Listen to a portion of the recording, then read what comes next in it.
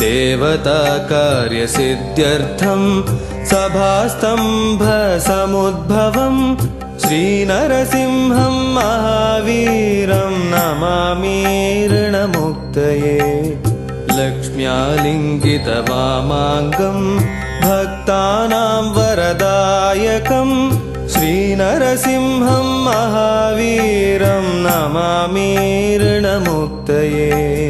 आन्त्रमालाधरं शङ्खं चक्राब्जायुधधारिणं श्रीनरसिंहं महावीरं नमामि ऋणमुक्तये। स्मरणात् सर्वपापघ्नं कद्रूजविषनाशनं श्रीनरसिंहं महावीरं नमामि ऋणमुक्तये।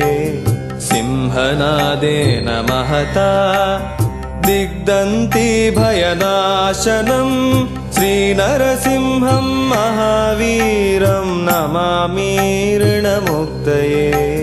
प्रह्लादवरदं श्रीशं दैत्येश्वरविदारणं श्रीनरसिंहं महावीरं नमामि ऋणमुक्तये। क्रूरग्रहैः पीडितानां भक्तानामभयप्रदं श्रीनरसिंहं महावीरं नमामि ऋणमुक्तये।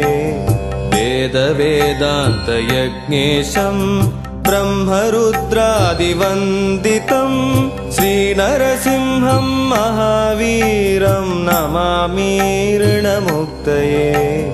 यद् पठते नित्यं ऋणविमोचनसंज्ञितम् अनृणी जायते सद्यो धनं शीघ्रमवाप्नुयात्।